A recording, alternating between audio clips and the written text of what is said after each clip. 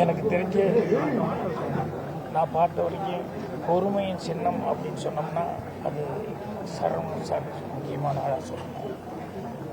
சத்தம் போட்டு சிரித்து கூட நான் வந்து பார்த்ததில்லை. அந்த அளவுக்கு ரொம்ப அமைதியாக இருப்பார். கோயிலுக்கு போய் சாமி கும்பிட்ற அளவுக்கு பவித்திரமாக சினிமா தொழிலில் வந்து அவர் ரொம்ப நேசிக்கின்றவர். நான் முந்தான முடிச்சு கதையை எந்த பேப்பர் பேனாமல் இல்லாமல்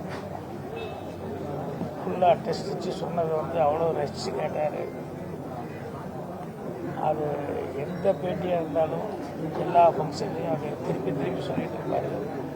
அது அவர் ரசித்ததை விட அவர் வந்து அவங்க அப்பா பெரியவர், அவர் இருந்து அதை கேட்குறதுக்கு கேட்டிருந்தா எவ்வளோ சந்தோஷப்பட்டிருப்பார் அப்படின்னு சொல்லிட்டு அதை தான் ரொம்ப பெரிய ஏக்கமாகவே சொல்லிக்கிட்டு இருப்பார். ஸோ என்னுடைய பர்சனல் லைஃப்பில் நிறைய சுக துக்கங்கள் எல்லாத்துலேயுமே வந்து அவர் தோல் கொடுத்துக்கிட்டு இருக்கார்.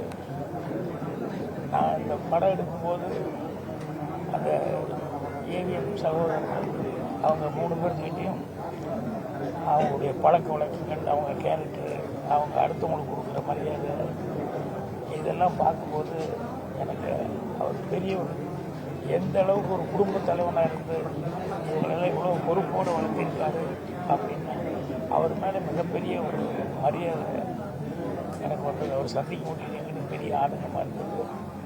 ஸோ எல்லாத்துக்கும் வர்றது சரவண சார் மட்டும் இருக்காது. சினிமா இருக்கிற வரைக்கும் சினிமா சம்மந்தப்பட்டவங்க எல்லாருமே இன்றைக்கும் தினம் ஒரு ஏதாவது ஒரு விதத்தில் வந்து இவங்களை வந்து முன்னுதாரணமாக பேசிக்கிட்டு இருப்பாங்க.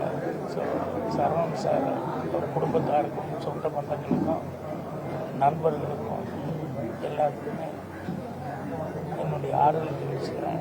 அவருடைய ஆத்மா சாந்திகளை சொல்லி ஆண்டவனை பிரார்த்தனை பண்ணிக்கிறேன்.